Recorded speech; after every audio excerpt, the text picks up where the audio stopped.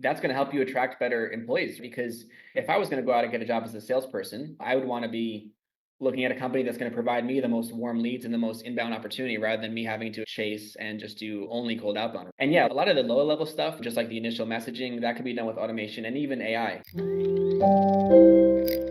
Hello and welcome. Today, we've got a great system to share with you from a long-term systemology supporter, AJ Cassata from Revenue Boost. And while I've been on his podcast a couple of times, we thought it'd be good to flip the roles and have him share one of his most important systems. He's a lead generation and sales strategist, and we're going to be taking a look at his warm outreach lead generation system. I think here's the thing, probably all businesses need more leads, and oftentimes they're sitting on huge untapped resources just by simply reactivating past clients and leads. And what's the best way to reach out to those past connections? I think it's through personalized marketing that scales, and we Mm. can do that now by leveraging AI. That's a big part of what we'll be diving in today. We'll actually look at AJ's system. So first things first, just like to welcome you to the call, AJ. Yeah, thanks for having me, Dave. Excited to chat. Awesome. Well, maybe just to start, if you can give us a little bit of context around this system and maybe give us an idea on what type of business do you think would be perfect for this sort of lead generation system? Yeah, absolutely. So I think this is really a lead generation system every business should have because it's really about making use of your existing database, right? Every business owner, even if you're a smaller business, you still have a database of past leads, past clients, past prospects who haven't converted, maybe some followers on social media. We could talk kind of about the different angles to it. But it really works for any business type that has a database, right? So it's definitely more suited for if you're a little bit more of an established business. If you're starting a new business, this isn't really going to be a good fit. But if you're established, you have some past pipeline, past data, people following your company on social media. There's so many ways to just make use of all that most people overlook. So most business owners, we usually wait for. I feel like a lot of business owners approach lead generation in a very reactive way, right? Like Mm, waiting for leads to reach out to them, following their content, checking out their ads, visiting their website. And that's fine, of course, right? But there's all of the people in your market that are interested in what you do and have maybe been checking you out, but haven't went and raised their hand yet, right? So this is kind of about capturing the earlier part of the buyer's journey because it's been said that around 3% of any market is ready to buy your solution right now, right? But yeah. beyond that 3%, there might be 10% of it who's in the market, has checked you out, engaged with you on social media, had a call with your team in the past, or become a lead before, but haven't converted. And there's all that opportunity if you can actually start to have conversations with them rather than just waiting for people that are all the way ready to buy. So it's really something every business owner should do because the way I look at it is everyone's sitting on some sort of gold. Yeah, perfect. And is this something that uh, would trigger this campaign, or is it maybe a campaign that runs all the time, or you do it every month or every couple of months? Like, how do you think about when this system should run? Yeah, so there's two aspects to it. There's definitely a periodic run the system periodically. And then there's also just you can set up a system where this happens in real time. So I'll give you a couple examples. When we say warm outreach, there's a few different like levels to it. Yeah. So if we're just thinking about warm outreach as reaching out to people who have had some kind of contact with your business before or in your sphere, right? There's people who follow you on social media. There's people who visit your website. There's people who have become leads, opted in for something before. And then there's people who are even a few steps closer where they've had a sales conversation with your company before. Maybe they've, had a call but didn't sign up with you. Maybe they're even a past client and you just haven't really reactivated them in a while or seen if they need any further help, right? So the way I would look at it is look at like different buckets of these people and create campaigns for each. So when I say that it's automatic or automated in real time as well as periodic, if I'm working with a client, and they haven't done this before, we'll start with just a periodic campaign. So one of our clients, they've had years and years of past leads that haven't converted yet, and they've never done anything with him, right? Because the guy is like he's a founder-led sales. He's the solo salesperson in his company, probably like a lot of people listening. So he's really just focused on the new leads that come in, as well as managing the rest of his business. He's not really sitting and going back to leads from 3 years ago, 3 months ago, let alone 3 years ago, right? So if you haven't really made use of your past data, this is definitely something where you just want to do this in bulk and catch up, right? Reach out, launch a campaign to reach out to past leads, social followers, past booked calls, all of that. And then something that you would just do, could be every month, every quarter, kind of depends on the source. And we can talk about like how you would approach Yeah. different sources differently. But then it should also be automated because so while you would do this in bulk to just kind of get an extra boost of leads and sales conversations every so often, it's also something where you do want to reach out to people in real time. So if someone follows you on social media, you can have a campaign where, someone's reaching out to them and just saying, hey, thanks for checking us out. Anything I can do for you, anything that you're looking for in particular, right? So you do want to capture all those leads in real time, because when someone's just checking you out or download something, that's a hot lead, right? They might not be Yeah. booking a sales conversation, but they have intent, and you can move them forward further and move them closer to becoming a client if you do proactively reach out to them. But that would really be like the step two. So that's why I say first things first is just at least do this periodically, and just have the habit of doing this once a month, once a quarter for each of the sources, and then you can get a little bit more fancy and set something up where it's automated and it's happening in real time. Yeah, perfect. And are there any particular tools that are required for this? Or I mean, we've just recently moved to HubSpot, and it's Yeah. great for consolidating records and having all Mm. of the communication and touch points in a single source of truth. But I'm wondering, yeah, are there any particular tools that you're using to kind of get this system off the ground? Yeah, so I would definitely just start with your CRM wherever you already have your data stored, because you can, I mean, I don't think HubSpot has texting capabilities, right? But it probably integrates with something similar for Yeah, that. it's got Um, integration. Yep. yeah, for sure. So then if you use something like we use Go Level, which has SMS built in, but definitely start with your CRM. So when I'm saying reach out, reaching out over email or SMS is the easiest way because that's a little bit more scalable. And if you don't have a sales team, then you can just, reach out to everyone on your list at the click of a button, right? Even better is if you can call some of these leads, but that really would normally not really the highest ROI for the business owner. That's no more if you have a sales team or a salesperson who has, a couple hours a day, they can start to get in touch with old leads. But calling is great if you do have the resources. Um, but I would just start with, using your CRM. If you don't have a CRM, you can just get a really simple email marketing tool. A tool I recommend is Instantly, and it's instantly.ai, and it's really simple, really easy to use. And that's something where you can just load up a couple hundred emails and just reach out to them, referencing however you guys last left off. Um, that's if you're doing it in a more automated way. There's two types of outreach. There's the automated outreach, right, where you can even leverage AI as well. And then there's the personalized outreach. So this kind of depends a little bit on your deal size. The client I mentioned before, who was a consulting business, who I said had like years and years of just past leads he hadn't spoken to in a while, he was selling a program that's 5K a month. It's a business consulting program on recruiting and hiring. So in his case, some of his deal sizes are even a lot bigger. And, for some of his best clients, I would say, hey, don't even send them an automated email, reach out yourself, reference, the last conversation you had, and have a little bit more of a personalized approach, right? So I would basically, if you're looking at this mountain of data you have, right? Past leads, past calls that have never converted, and even past clients that you just think there could be an opportunity to sell something again. I would group them between what is the highest priority, what is possibly worth, what are the hottest leads, or what is potentially worth the most to your business. And the very cream of the crop leads, it's worth reaching out with a personal touch and just sending them an email out of your Gmail, texting them, calling them, whatever it is. If you were in chatting with them on LinkedIn, whatever the communication channel was, I would start there. Um, so yeah, I would definitely have that personal approach because that's going to get you the highest response rate. Because then you can mention, hey, we spoke 6 months ago. How's it going? How did that project turn out for you? Whatever it is, right? Um, I would take like the top 10% of your leads and do that. And then everyone else, it could be more of an automated email through your CRM or sending out an SMS blast to reactivate them as well. And if you're using social media, if you heavily have like a pretty big social media following, and you engage with a lot of leads on there, then you could of course reach out through those channels, and there's different automation tools for each social media channel as well. Yeah, perfect. And generally, like, what's the message that it'll probably depend on the interaction and how much love you want to give it. But is there a particular, like, what's your first step in this system once you kind of go, well, these are the leads that I've got access to, and you Mm, sort them out into buckets and think a little bit mm. about what is most likely to convert or what are the highest priority leads, and you might separate them, and then where do you go from there?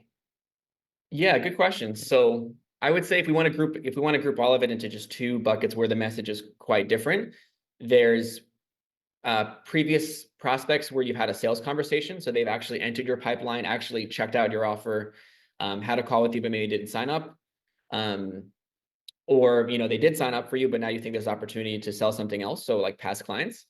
And then there's people who haven't yet had a sales conversation, but they've shown some intent. They have visited your website, they've downloaded something from you, or they just follow you on social media. So with the previous sales conversations that haven't converted, you'd want to have a message more that's just checking in on how things are going with them since you last spoke and just seeing if they've solved the problem yet, right? Because at the end of the day, if someone entered your pipeline in the past and they never became a client, then likely they still have the problem, right? Like the problem that they came to solve probably didn't just disappear, right? It probably, if anything, got worse. So whenever we're reactivating our past pipeline, we're always just trying to find, we're not trying to reach out to them out of the blue and say, hey, like buy this thing, we have this amazing promotion. It can be a little bit, it can come off a little bit cold, right? Especially if you haven't talked to someone in a while. So it's more just about checking in on how things have been going since you've last spoke and just seeing if they've solved the problem, right? So in my case, we do a lot of so our main service is actually just generating leads for B2B businesses through cold email. So, businesses come to us to get help with their lead gen and their sales. If I'm reaching out to past leads that haven't converted, I would just be saying, hey, we spoke 6 months ago about your lead gen. You were trying to get the company into whatever revenue this was. How's that going? Did you end up solving that? I've got a couple new things we're working on. I'd love to share them with you if you want to hear them, right? So it's very much not about selling, but just more about touching on the problem and seeing if they've solved it or if they haven't. If they haven't, then it's an easy opportunity to say, hey, well, maybe it might make sense to hop on a call and just see what we got going on, see what we can see what's changed since then, right? So it's more just about with past leads that are in the sales process, it's about picking up where you left off and just seeing whether they've solved the problem or not. And if you're reaching out to people who haven't had a sales conversation with you, but they're just kind of in your sphere, social followers, previous opt-ins, people that have visited your website, but haven't actually done anything, then it's more just about creating a sales conversation by just really offering value. So at that point, like they haven't really spoken with you and there's no context on what service they need or what they might need help with, but it's more about just trying to get a conversation started by offering value, right? So an example of that would be, we have a Facebook group, it's called B2B Sales and Marketing Secrets, and this has been a big source of warm leads for us. We have about 10,000 entrepreneurs in there, and it's been a great source of revenue for us, but I would say 80-90% of the revenue and customers we've gotten from the Facebook group hasn't come from people that have like viewed the content and then booked a call with us. It's been from this proactive reach outs, right? So the Facebook group has been a great place for us to kind of create warm leads and then reach out to people and say, hey, welcome to the group. How's it going? Was there any particular reason you joined the group? So that's really good, right? You can kind of try to find out what they might be looking for. If someone's followed you on social media or downloaded something, they are trying to solve something. So with these, with all of the leads that are just have that lower intent, you really just want to find out what they might be looking for and then offer help, right? So in our case, in the Facebook group example, we would say, hey, what is it you're looking for? Did you join the group for a particular reason? They might say, I need help with my sales, or I'm looking to hire a salesperson, or I'm looking to generate more leads. And then we would just offer resources, offer more free value, and then just kind of start to ask some questions around like, if they want to hop on a call to explore our paid services. So so to sum that up, there's two types of warm leads. There's people that have had a sales conversation with you and people that haven't yet entered the sales process, but have shown some intent. The ones that are just following you on social media or haven't really started the sales process yet, you're just trying to find out what their intent is and just really offer lots of value and help them out. And the people that have entered the sales process, you're just trying to kind of pick up where you left off and just see if they have solved the problem or not. Oh, hey, I know you're tuned in right now, so I'll keep this super quick, but you like awesome YouTube videos, don't you? Well, there's not really that many YouTube channels that create great content about how to systemize your small business. So I want to make sure that you catch every video that I publish. So if you haven't already, firstly, give this video the thumbs up and then go ahead and subscribe to my channel. You can even hit the bell notification to make sure that you're the first to know when I publish anything. So go ahead, do it right now. I'll wait a sec and then I'll transfer you back to the video. Yeah, and picking the channel, I think heard you there. It was however they contacted you or whatever the channel is that you already have open. So if you're in social media, or you're messaging through LinkedIn, or you're Mm. sending email, or you're texting, whatever the channel is, you pick up where you left off, or where the message was last left, as far as, let's say, existing clients. And then for new people, I'm assuming it's also how did they come into your world, and then that helps to open up which channel you'd communicate through. Absolutely, yeah. You're always going to have the highest response rate if you speak to someone where they found you or where you've had a conversation in the past, because you just know that they're active there, right? Like, I know some people that barely use their email, and you have a better chance of reaching them on like LinkedIn or Facebook. And I know some people that are on their email all day and they don't check their social media. You probably do as well, right? So people have their communication preferences, so it's always good to kind of pick up where you know that they're active. So in the example of the Facebook group for us, I had just a full-time salesperson every day, just talking to people in Facebook and just reaching out to them on Messenger. That's not to say you can't reach out other channels as well. Of course, there's, you know, like email is always going to be a good bet for everyone. You can always assume anyone, uses their email, right? For the most part. But so for example, we would collect emails from our Facebook group and we would put them as part of mass marketing campaigns and reactivation campaigns as well. So it's not to say that you can reach out to them another place. I would just say the go-to would be where they're active and how they engaged and found your brand. Yeah, perfect. And then you open up those conversations and move them from there. So, like, my systems brain clicks into gear here, and I start to think a little bit about, well, how can this be systemized? And I could Mm. imagine a rolling campaign every quarter or something like that, where you've identified a couple of different buckets and you effectively go and shake the tree with Shake the any tree, past yeah. leads, or maybe it's every 6 months, depending on how long you want to leave it. So then you have Mm. had enough time elapsed that it makes sense that you're just checking in on someone. And then equally, probably a system to catch new people as they come into your world, almost like a setter rather than a salesperson, but having an Yeah. assistant either manually doing it and taking a little bit of a look and qualifying leads and then doing some sort of Mm. outreach, or there's probably some automated steps that you could add in there as well. I don't know if you have any, yeah, insight on perhaps some of the automated process that might work for capturing new leads as they come in, to kind of warm them up or identify the highly qualified leads to chat with. Yeah, absolutely. And that's definitely the right way to think about it. Just like rolling campaigns as well as periodic once a month or once a quarter. I would say for the past pipeline, once a quarter is a really good reactivation campaign. You could even do it once a month. It depends how much data you have, and how established the business is and how many new leads are coming in.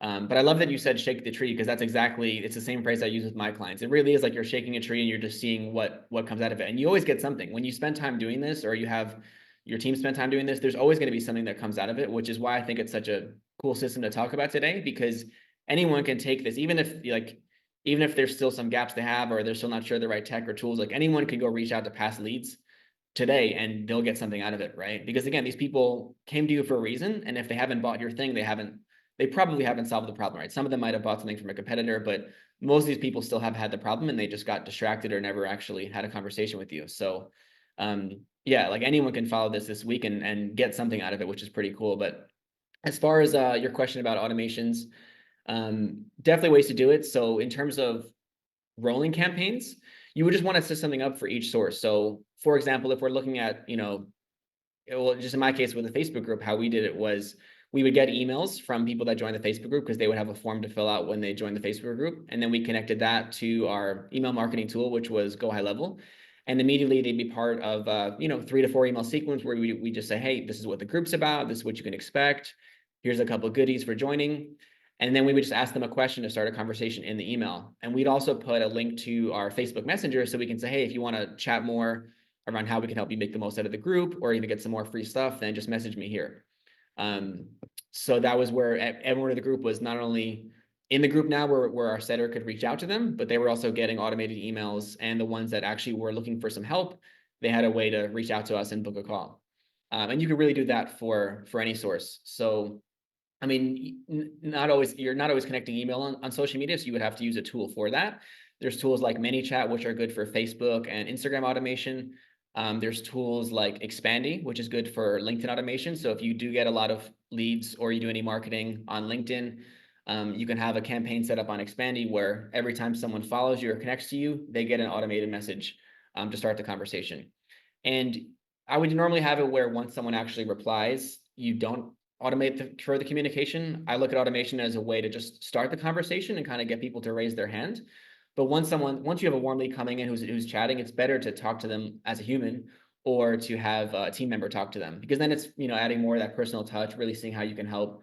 And then yeah, really it's more of a setting conversation at that point. So I would just use automation to kind of start the conversation and separate out who the hand raisers are, and then have someone else, take over to actually have a sales conversation. Yeah. So I'm imagining really to create consistent lead flow, it's about stacking numerous of these strategies and just have them running all of the time For and sure. adding in uh, certain channels also that can be scaled. I mean, we're going to lean a little bit more just into the warm outreach strategy, Mm. but there are other strategies that continually put new people in the funnel with paid strategies and running ads. I don't know if there are any other particular strategies that you're fond of when you're like, hey, yes, you stack these 3 or 4 and then you get quite consistent lead flow. Yeah, so definitely, getting those 3 to 4 is the first priority. So just to make it really actionable, get a system in place to reach out to past clients. Get a system in place to reach out to people who've had a sales conversation with you, past calls. Get a system in place to reach out to leads like opt-ins. So whether let's say that you have resources on your website people opt in for, let's say you have some sort of group or community like mine where we're collecting emails, or if you're doing paid ads, like those are tons of opt-ins as well that, are just like, we all know how it goes, right? Most people who opt in don't actually end up converting. So that's tons and tons of opportunities. So I would first just get an automated system in place for all of those past opportunities. Um, and actually, just a fun fact in terms of because you mentioned paid ads, this is a great way to get a lot more profit and value out of your paid ads, right? Because most people who go through an ad and will sign up won't actually end up taking the next step, right? Like we all know that in a marketing funnel, people drop off at each step. So let's just reach out to all of them, right? Because then we can recoup a lot of that. I heard this, maybe you've heard of Cole Gordon, his company Closures.io. Ah, yes, I've heard. Yeah, they're really big multi-eight-figure sales coaching and recruiting company. And I don't know the exact stat, but it was something around 70-80%, where he said that. So basically their main acquisition channel is a webinar funnel. They run paid ads to a webinar, and that's where the majority of their sales comes from. But I was at a mastermind last year in LA and heard that basically they were saying that 80% of 70 to 80% of the sales that they get from their webinar funnel are from people who haven't even went to the webinar. They Yeah. basically are running ads for the webinar, and then as soon as someone opts in, they put in their email and phone number. They would get an email and then a call from the sales team to then, hey, do you want to book a call and expedite this process and actually hear what we do? So most of their sales from the webinar funnel weren't even coming from people that actually made it to the webinar, which makes a lot of sense too, because sometimes maybe the highest value or the most sophisticated buyers aren't going to always sit through a marketing funnel or spend time going through all the content. So sometimes those actually could be the better leads, right? If they haven't really like went through the whole funnel, but they've at least, expressed some interest. So I think it's a cool story because it shows you how much value there is in all of these leads that, again, we don't have to wait for everyone to raise their hand and come to us. We can reach out to people that have shown some interest, but just, got a little bit lost along the way. Yeah, perfect. Yeah, I think there's some good insight there. Is there anything that we haven't covered that you think, I'd like to kind of share that just sort of in closing? Um, I think, I gave the example about, our I gave the example about our Facebook group and also about LinkedIn, but I think whatever social channel you're on, look at that as an opportunity, right? So anyone who's following you on social media. So, I mean, we all like, I've met tons of people that have really big social media followings and don't actually monetize it that well in their business. And I've met people that have a very, like, pretty small following and audience on social media, but they monetize it really well. So this is a huge way to get a lot more value out of your social media. If you feel like you have a lot of people engaging with your posts, following you, but you're just not actually seeing that convert to a lot of sales, it can be frustrating. But just reach out to them, right? Either, at least if it's just you on your team doing sales, you can set up more of an automated thing. But if you have sales team, then you can at least have a team of people reaching out and adding more of a personal touch. But this is a huge opportunity as well, because like I said, from our Facebook following, most of the sales we made were from people that we reached out to, not the people that eventually became warm enough where they just booked a call with us. So I would definitely take advantage of that. And there's even tools that can scrape posts of people who have commented or liked. So on LinkedIn, for example, there's tools like Expanding where you can upload a post and say, hey, I'd like the LinkedIn profiles of everyone who liked or commented on this, right? And then you can reach out and say, hey, I saw that you commented on this post. What was it that interested you in this topic, right? So I would definitely say, I think most people here are at least doing something on social media. Even if you only have 1,000 followers, that's 1,000 potential customers, right? They didn't just follow you on accident, right? So I think that's also a pretty missed opportunity. Um, but once you set up all this in place, it's going to just help you convert and get so much more value out of your existing leads. Then you can look more at, okay, how do we bring new leads in? And now that if we're doing paid ads or SEO, or we're doing some new content marketing initiatives, now at least we know that all of the leads that are going to come in, we're going to extract as much value as we can and get a lot more sales than we would have in the past, right? So the cool thing is, once you cover these bases, you'll be a lot more confident to spend money on marketing to bring new traffic in, because you'll just know that you'll get so much more out of it because you kind of got all the back end pretty covered. Yeah, perfect. I think that makes perfect sense. I'll I'll pop a link through to Revenue Boost so people can kind of dig in a little bit more about your work. But I think what I like most about your approach is it's quite systematic, and you think in Mhm. terms of systems, and that's really what it's about. You think about the leads that you need to have flowing into the business to keep enough lead flow to keep everybody busy. So that's Mhm. from the marketing perspective, and then you have the sales team off the back of that to catch those leads and then maximize it, and thinking in terms of systems to make sure that they happen consistently and on Mhm. appropriate cadences. So yeah, I think you're right on point. Yeah, for sure. And also, if you have a sales team, they'll be happy for this. This is more opportunity for them to make money because, we've all had salespeople where they're kind of twiddling their thumbs. Maybe there's not enough lead flow one month and they're less busy. Well, now they can go back to previous leads and all these other sources. And yeah, it's a whole lot of opportunity that I think a lot of businesses are sitting on. I mean, at the end of the day, even if I think a good sales conversion rate would be 30%. Like most people, if they converted one out of every 3 or 4 clients, they'd be happy. But that's still 70% of leads that again had a problem, but we just never solved it, right? So definitely, yeah, definitely a low-hanging fruit for a lot of businesses. And I'm glad we could come and talk about it today. Yeah, I think one last thing I think that jumped into my head was you really could plug this team member in to make the most of your sales team by having a setter or someone that's going through and prepping all of this to try and flip the dynamic. So rather than the sales person having to do a lot of outbound and feeling like they're chasing, if you've got Yeah. that setter in between, organizing, qualifying, booking in, then the salesperson can focus the most amount of time on what they do best, which is chatting to qualified leads and ensuring there's a good fit. Yeah, 100%. And that's going to help you attract better employees, right? Because if I was going to go out and get a job as a salesperson, I would want to be looking at a company that's going to provide me the most warm leads and the most inbound opportunity, rather than me having to, again, like chase and just do only cold outbound, right? So you're going to be able to attract better people if you have more resources to help them in sales. Um, and yeah, like a lot of the lower level stuff, just like the initial messaging, that can be done with automation and even AI. I got a buddy that builds like an AI bot for actually doing the reactivation campaign, meaning after people respond, he would have an AI that's actually chatting back and forth and booking them in on the calendar. So he was Yeah. doing this for like local businesses, like real estate companies or pest control, where I mean, especially a lot of these local businesses, some of them are sitting on thousands and thousands of old leads, and they're not going back to call them or text them. So that whole process can be done even with AI if you just put a little bit of a time or hire an expert to do it for you. Yeah, I love it. We might have to have a part two where we dig into some of these AI tools and how to use those strategies. So, but Yeah. AJ, thank you so much for your time. Yeah, thanks for having me, man.